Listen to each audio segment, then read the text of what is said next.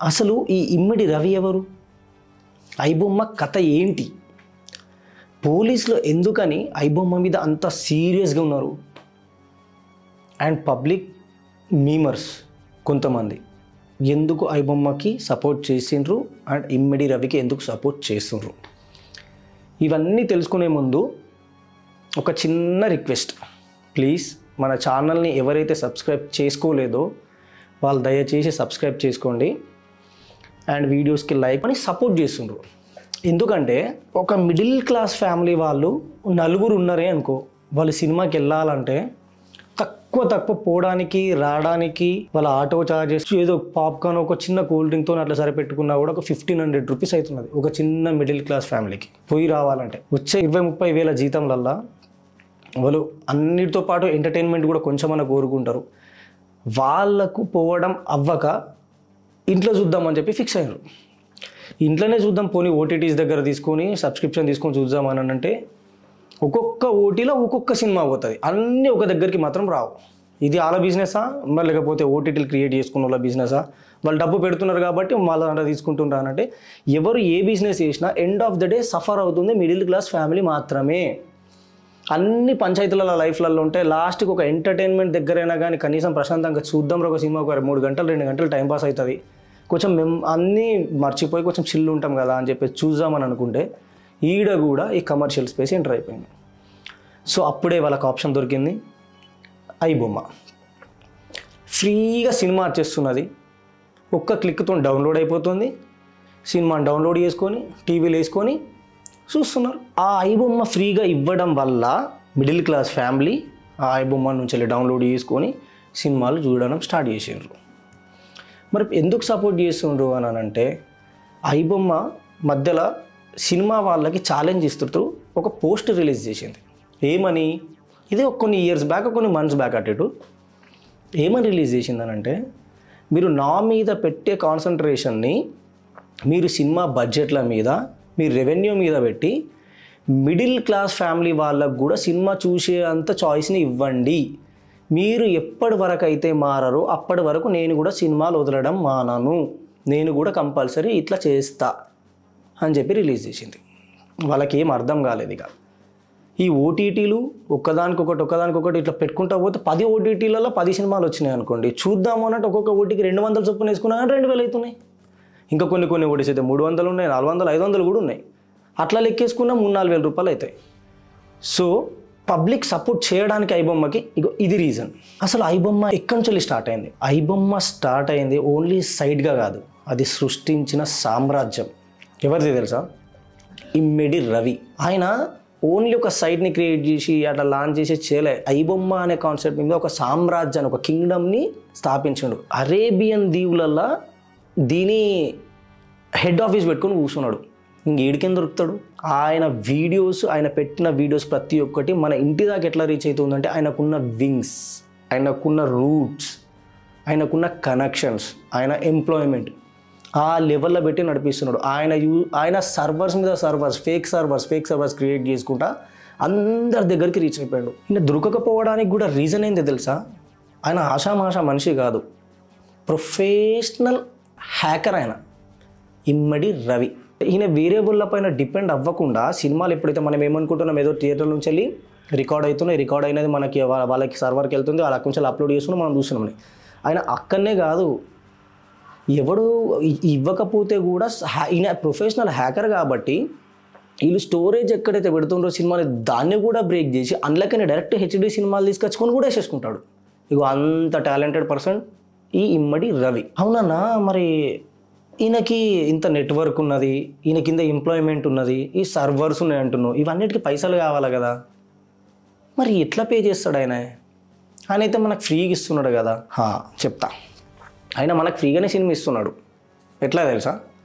ఒక క్లిక్ చేయంగానే మనకైతే ఫ్రీ వచ్చింది అనుకుంటున్నాం. అక్కడ క్లిక్ చేసినప్పుడు మనకు సైడ్లల్లో అక్కడ ఇక్కడ కొన్ని యాడ్స్ వస్తాయి. ఆ యాడ్స్ ఏదైతే మనకు ప్లే అవుతుందో వాళ్ళు ఆయనకి పేమెంట్ ఇస్తారు ఐబొమ్మ సైట్కి. అక్కడ సినిమా డౌన్లోడ్ చేసుకున్న తర్వాత మనం చూసినప్పుడు మధ్యలో యాడ్స్ వస్తాయి. ఆ యాడ్స్లో ఆయనకు పైసలు పోతాయి.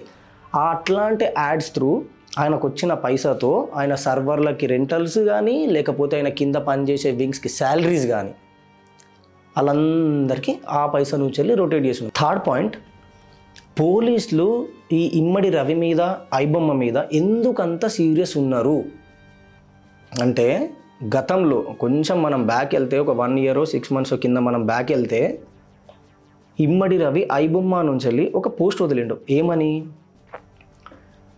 మీ పోలీసులకు ఏమన్నా సవాల్ వదిలిండంటే, దమ్ము ఉంటే నన్ను పట్టుకోండి చూద్దాం, మీరు నన్ను పట్టుకోలేరు అని వాళ్ళ ఈగోని అంటే వాళ్ళని ఇట్లా డిసప్పాయింట్ చేసేలాగా ఒక స్టేట్మెంట్ వదిలేసిండు. మీరు నన్ను పట్టుకోలేడు, నా మీద పెట్టే కాన్సన్ట్రేషన్ వేరే కేసుల మీద పెట్టండి అని ఆ మీనింగ్ వచ్చేలాగా ఆయన పోలీసులకి డైరెక్ట్గా స్టేట్మెంట్ వదిలేసిండు అన్నట్టు ఒక పోస్ట్ ద్వారా. అది కాస్త పోలీసులకి వాళ్ళ ప్రొఫెషనల్ మీద, పోలీస్ డిపార్ట్మెంట్ ప్రొఫెషన్ మీదికి అండ్ వాళ్ళ ఈగోకి తగిలేటట్టు వదిలేసిండు ఆయన. ఇప్పుడు ఇది ప్రెస్టేజ్ దాకా వెళ్ళిపోయినప్పుడు పోలీసులు కూడా ఊరుకోరు కదా, ఇంకా వాళ్ళు కూడా మెల్లగా సరే బేటా నువ్వు ఎంత నాటకాలు ఆడుతావు ఆడు, మేము కూడా చూస్తాం అనేటట్టు వదిలేరు. వెంటనే వాళ్ళు ఏం చేసిండ్రు, ఈ ఇమ్మడి రవిని పట్టుకుందామని చెప్పేసి ఆయన సర్వర్లని బ్రేక్ చేయడము, దాన్ని ఇంకా కొంచెం హ్యాక్ చేయడము, హ్యాకర్లను పిలిపించి వాళ్ళని పిలిపించి మస్తు ట్రై చేసిండ్రు. కానీ వీడు వీళ్ళందరికన్నా తెలివైనడు కదా, ఇప్పుడు సర్వర్లలో దొరికే చాయిస్ ఇస్తలేడు. ఇక్కడ ఈడ ఆపరేట్ చేసేమో యూకేలో చూపిస్తుంది, యూకేలో చేస్తేమో అమెరికాలో చూపిస్తా, ఇండియాలో చూపిస్తుంది, అట్లా ఒక ప్లేస్ నుండి ఇంకొక కంట్రీని రన్ చేస్తున్నట్టు చూపిస్తుంది. నేను వీళ్ళకి దొరికే చాయిసే లేదు అని అనుకున్నాడు సుక్కూన్గా. ఇక నేనే తోపు తురుము ఉరుము అన్నట్టు వెళ్ళిపోయాను. ఎందుకంటే ఇప్పుడు పైసా కూడా గట్టిగా వస్తున్నది. ఇవన్నీ ఉండడం వల్ల వానికి అహంకారం కూడా వచ్చేసింది. ఒక మనిషికి అహంకారం వచ్చిందనుకో, అది కంపల్సరీ లైఫ్లో దించేస్తుంది, అది తప్పదు. అది మంచోళ్ళు అయినా సరే పొగరు పెరిగిందంటే మాత్రం మీ లైఫ్ ఎక్కడో ఒక దగ్గర డౌన్ఫాల్ అనేది కంపల్సరీ స్టార్ట్ అవుతుంది. ఇది మర్చిపోకండి. అంటే ఇది నేను చెప్తున్నాను నార్మల్గా. ఇప్పుడు పోలీసులో వీడు ఇట్లా హ్యాకర్స్ త్రూ కానీ లేకపోతే మనం వీడిని సర్వర్ మీద కాన్సన్ట్రేట్ చేస్తే దొరుకుతలేడు కదా అని చెప్పేసి కంప్లీట్గా ఇట్లా ట్విస్ట్ తిప్పేసిండ్రు, రూట్ మార్చేసిండ్రు పోలీసులు కూడా. మార్చి ఈ సినిమాలు ఎప్పుడు రిలీజ్ అవుతున్నాయి, ఎట్లా రిలీజ్ అవుతున్నాయి, ఎవడు చేస్తుండు, ఎందుకు చేస్తుండు, ఏడికని చేస్తుండు, ఈ రూట్లో పోదామని చెప్పేసి రిటర్న్లో ఇన్వెస్టిగేషన్ స్టార్ట్ చేసిండ్రు. పోతా ఉంటే వీనికి సంబంధించిన 2 మెయిన్ పిల్లర్స్ దొరికిపోయారు. వీళ్ళు దొరికిపోయినరు, వాళ్ళని పెట్టేసుకున్నారు. అట్లా ఏ బ్యాంక్ నుంచి వెళ్ళి ఎంత అమౌంట్ ఎవరెవరికి ట్రాన్స్ఫర్ అవుతున్నాయి అనుకుంటా మెల్లగా ట్రై చేస్తూ ఉంటే ఈ రవిది డీటెయిల్స్ తెలిసిపోయినా కూడా పోలీసులు వెయిట్ చేసిండ్రు. ఎందుకు వెయిట్ చేసిండ్రు, వాడు ఇండియాకు వస్తున్నాడు అని చెప్పి తెలుసుకొని వాడు వచ్చేంత వరకు ఏ ఇష్యూ కానివ్వకుండా ఏ టాపిక్ బయటకు రాని కూడా మంచిగా వెయిట్ చేసిండు. వాడు ఇండియాకి రాగానే పాటను పట్టేసారు. వాడిని పట్టినాక అసలు వాడు ఇండియాకి ఎందుకు వచ్చిండు అనే డౌట్ ఉంటుంది కదా. మనుషులం కదా, ప్రతి ఒక్కరికి ఏదో ఒక పర్సనల్ ప్రాబ్లం ఉంటూనే ఉంటుంది. నువ్వు ఎంత ప్రొఫెషనల్గా ఎంత తోపైనా పర్సనల్ లైఫ్లో కొంచెం కొద్దో నీకు రిలేషన్స్ ఉన్నప్పుడు కొంచెం ఏదో ఒకటి అటు ఇటు అవుతుంది. సో ఆయన పర్సనల్ లైఫ్లో కొన్ని ఇష్యూస్ వల్ల ఆయన ఇండియా రావాల్సి వచ్చింది, ఫోర్స్ఫుల్గానో ఎట్లనో రావాల్సి వచ్చింది. అది తెలుసుకున్న పోలీసులు మెల్లగా స్కెచ్ చేసి ఇవన్నీ పట్టేసుకున్నారు. ఇక్కడితో అయిపోయింది, మంచిగా తీసుకుపోయినారు. కోర్టుల కేసులు అవి ఇవి నడుస్తూ ఉన్నాయి. ఇక్కడ హైలైట్ ఏంటంటే ఇంకా పట్టుకున్న వాళ్ళు మన దగ్గర సామాన్లు కూడా దొరికిపోతాయిగా. మన దగ్గర కొంత cash, laptops, mobile phones and hard డిస్క్లు ఇవి దొరికినాయి. తిమ్మ తిరిగిపోయింది పోలీసులకి. 21,000 సినిమాలు ఉన్నాయట మన హార్డ్ డిస్క్లలో. ఇట్లా 21,000 సినిమాలు. అండ్ పోలీసులు ఇంకొక మాట చెప్పిండ్రు, ఏంటి తెలుసా, వీడు పబ్లిక్ ఎవరెవరైతే ఐబొమ్మ త్రూ సినిమాలు డౌన్లోడ్ చేసుకున్నారో, ఐబొమ్మ సైట్లో ఎవరైతే జాయిన్ అయ్యిండ్రో వాళ్ళ పర్సనల్ డాటా కలెక్ట్ చేసుకొని సైబర్ నేరగాళ్ళకి అమ్ముకుంటున్నాడు అని అనుమానం వ్యక్తం చేసిందంట. ఇప్పుడు చెప్పుండ్రి, ఆయన ఫస్ట్ థాట్ ఏమో మీరు మిడిల్ క్లాస్ ఫ్యామిలీకి సినిమా చూపించే అంత బడ్జెట్లో సినిమాలు తీసుకోకుండా రెమ్యూనరేషన్లు ఎక్కువ చేసేసుకొని ఆ భారం అంతా పబ్లిక్ మీద పడేటట్టు చేస్తుండ్రు కాబట్టి నేను ఇది చేయాల్సి వస్తుంది మిడిల్ క్లాస్ ఫ్యామిలీకి అని చెప్పాడు. మనకు తెలియకుండా మన పర్సనల్ డాటాని సైబర్ నేరగాళ్ళకి మన డాటాను అమ్ముకుంటుండంట.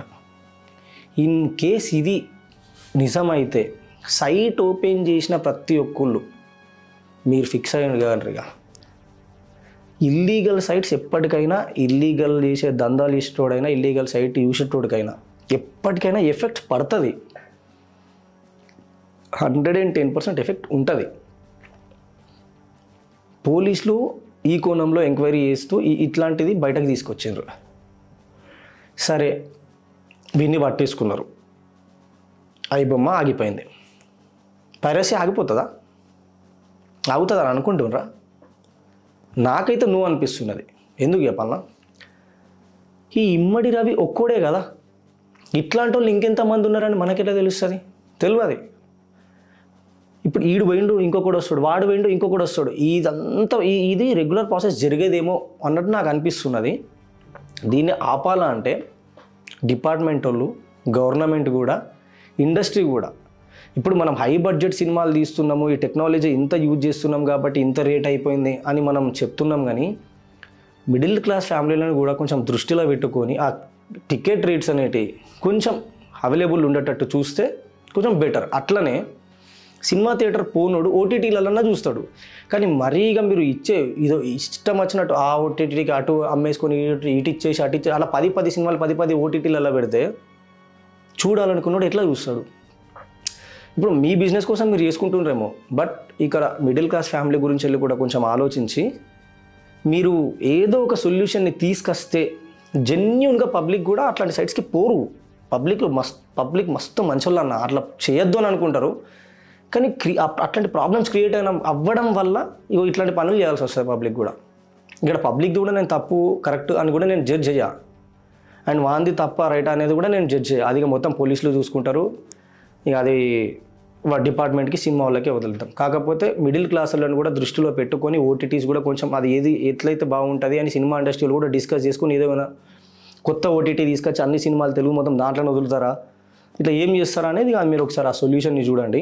లాస్ట్గా నేను ఒకటి చెప్పాలనుకుంటుంది ఏంటంటే, వీడు కూడా దొరికిపోవడానికి నాకు తెలిసినంత వరకు 2 మెయిన్ రీజన్స్ నేను అనుకుంటున్నాయి.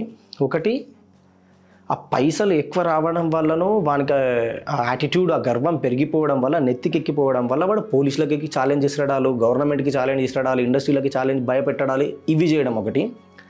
సెకండ్ థింగ్, నువ్వు ఎంత ఏదున్నా పర్సనల్ లైఫ్లో ఉంటుంది కాబట్టి వీలైనంత వరకు కొంచెమో కొద్దో మంచి దాంట్లోనే పోతే బెటర్, అట్లాంటి దాంట్లోనే కష్టపడడం, అట్లాంటి దాంట్లోనే కమాయించుకుంటే బెటర్ అని నా అభిప్రాయం. సో చూస్తూనే ఉండండి Chitragupt. Please like, share, subscribe our channel. Thank you.